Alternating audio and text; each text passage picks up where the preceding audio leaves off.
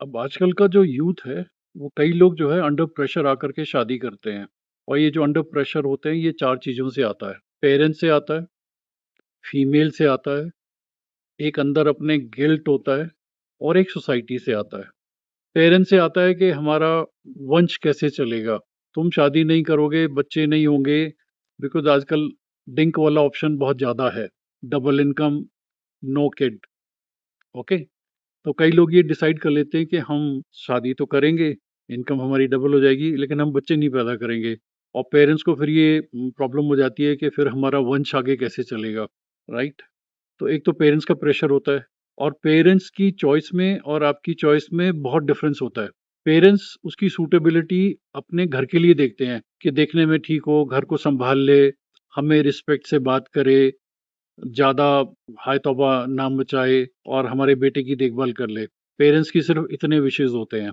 लेकिन you as a mail, आपके अपने जो परसेप्शंस है लाइफ को लेकर के, मैरिज को लेकर के, पार्टनर को लेकर के, वो बिल्कुल डाइकोटमिक हो सकती हैं। हो सकता है वो आपकी अपनी पेरेंट्स से बिल्कुल मैच ना करे।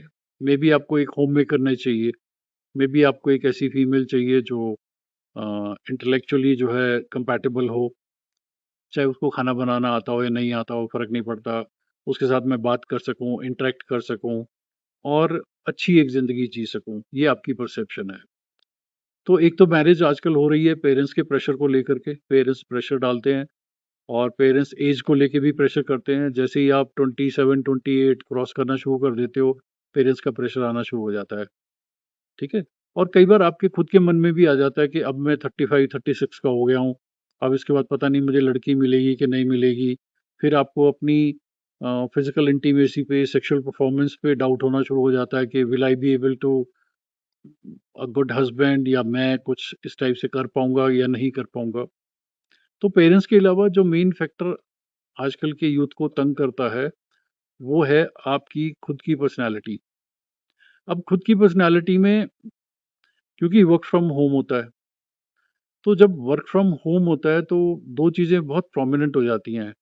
एक तो पॉर्न देखना और एक मैस्टरबेशन करना। बिकॉज प्राइवेसी होती है, आपका अपना रूम होता है और ये दो चीज़ें जो है बिल्कुल अनडिस्टर्ब्ड होकर के आप देख सकते हो। काम में आप इतने तेज़ होते हो कि काम बहुत जल्दी-जल्दी कर लेते हो, जो भी ऑफ़िस का काम होता है।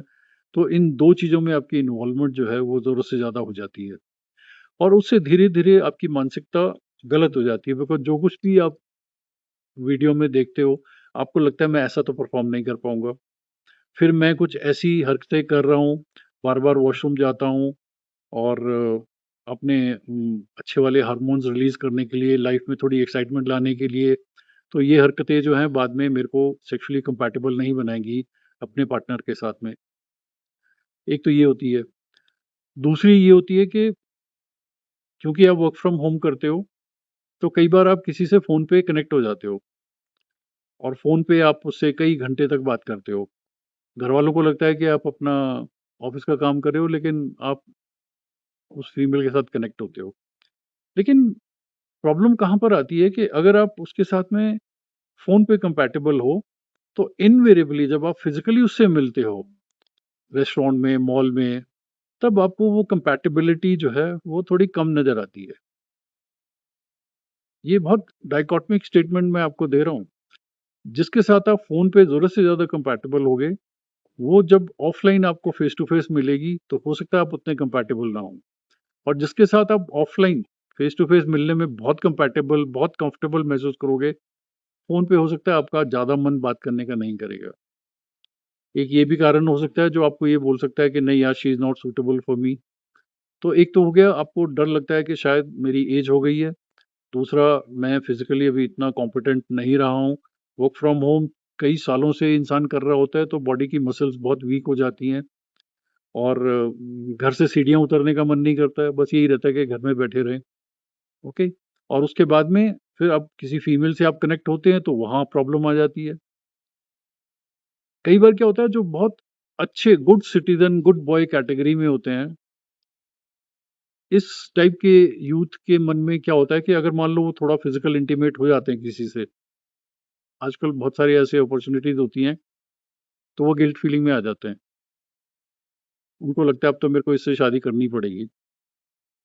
ऐसा कोई ज़रूरी नहीं है भाई, ओके? क्योंकि अंडर प्रेशर आकर के अगर आप शादी करते हो, तो लाइफ़ बहुत खराब लगेगी आपको। तो पेरेंट्स का प्रेशर हो गया, आपका खुद का प्रेशर हो गया और एक गिल्ट। अब गिल्ट किस चीज़ का? यार मैं ना इतनी डायनामिक पर्सनैलिटी नहीं हूँ और ये लड़की तो बहुत हाई-फाई लग रही है, मैं शायद इसके साथ एडजस्ट नहीं कर पाऊँगा।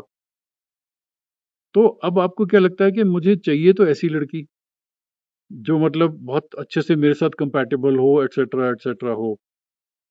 लेकिन जब आप उससे डील करना शुरू करते हो तब आपको लगता है ये ऊपर वाला मंजिल तो इसका खाली है। क्वालिफ़िकेशन अच्छी है, लेकिन ऊपर की मंजिल खाली है। क्योंकि हो सकता है आप सेपियोसेक्सुअल हो, आपको इंटेलेक्चुअल फीमेल ज़्यादा पसंद आती हैं और यहाँ आपको जो फीमेल मिली है, उसका बायोडाटा बिल्कुल सूट कर रहा है।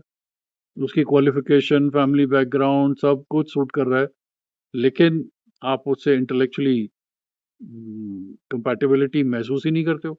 बहुत अनकंफर्टेबल है। आपको तो ये लगता है कि इसने इतना टाइम वेस्ट कर दिया लाइफ़ में या उसका पास्ट बहुत खराब होगा। पहले तो वो पास्ट की इन्फॉर्मेशन देगी नहीं आपको, ओके? इन सब बातों को ध्यान में रखना बहुत ज़रूरी है। किसी भी हालत में आपको अंडर प्रेशर शादी नहीं करनी है। किसी भी टाइप का प्रेशर हो, पेरेंट्स का प्रेशर हो, सोसाइटी का प्रेशर हो, आपके खुद के अंदर में गिल्ट फीलिंग हो या फिर आपको लगा कि यार मैं इसके साथ फिजिबल हो गया हूँ तो अब तो मैं शादी कर लेता हूँ। एक टाइम था इन चीज़ों को बहुत ज़्यादा इम्पोर्टेंस दी जाती थी, अब इन चीज़ों को इम्पोर्टेंस नहीं दी जाती है। ये आपकी लाइफ का सवाल है। You have to be very very careful because females की नेचर होती है शादी से पहले वो कुछ और होती हैं, शादी के बाद में कुछ और होती हैं। शादी से पहले वो हर किस्म का प्रॉमिस आपसे करेंगी। मैं खाना भी बनाऊँगी, मैं ये भी करूँगी और आपको लगेगा भी हाँ यार, she is the best suitable female for my family also, for me also और बस मेरे को ऐसी पार्टनर चाहिए थी। लेकिन शादी के बाद में वो इक्वेशन चेंज हो जाएगी। अब लॉयल्टी फैक्टर जो है ना वो डेविएट करने लग पड़ा है। हाँ, एक चीज़ का आप ख़्याल रख सकते हो, अगर शादी के बाद में आप अपनी क्लियर कट बाउंड्रीज़ बनाते हो और उस बाउंड्रीज़ को पकड़ कर के बहुत स्ट्रिक्ट हो जाते हो कि ये बाउंड्रीज़ हैं, इनको जो है हम डाइल्यूट नहीं कर सकते और मैं बहुत स्ट्रिक्ट हूँ इन चीज़ों के बारे में, तब प्रॉब्लम नहीं आएगी, ओके? इन्हीं सब चीज़ों को लेकर के मैंने एक किताब लिखी है, मैस्कुलिनिटी एंड रिलेशनशिप। अमेज़न पे, फ्लिपकार्ट पे अवेलेबल है, मैं लिंक दे दूँगा। We learn how to succeed, but not how to understand relationships.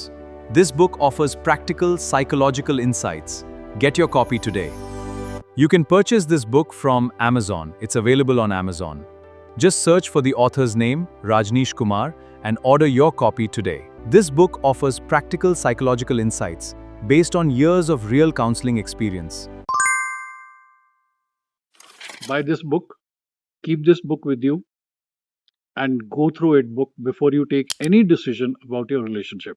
चाहे आप ऑलरेडी रिलेशनशिप में हो या आना चाहते हो या रिलेशनशिप में कुछ गड़बड़ हो गई है या आपका ब्रेकअप हो गया, anything related to female psychology and relationship, do watch this thing, keep this thing in your library, at least one book at your home. Because कई बार क्या होता है कि आप नई सेशन के लिए जाना चाहते हैं, you don't to spend that kind of money और यू डोंट ट्रस्ट कि साइकोलॉजिस्ट मेरे बारे में क्या समझ लेगा, यार मैं अच्छे से समझता हूँ। At least read this book, okay? इससे आपको बहुत अच्छा एक विजन मिलेगा, क्लैरिटी मिल जाएगी कि आपकी जो प्रेजेंट सिचुएशन है वो क्या है और उसमें आपको किस तरीके से आगे मूव करना चाहिए। बिकॉज हम लोग जो है वो रिलेशनशिप को एक डिफरेंट तरीके से देखते हैं, एक ऐसे डिफरेंट तरीके से देखते हैं जिससे रिलेशनशिप के इश्यूज को हैंडल करना बहुत आसान हो जाता है, okay? Take care, it's your life.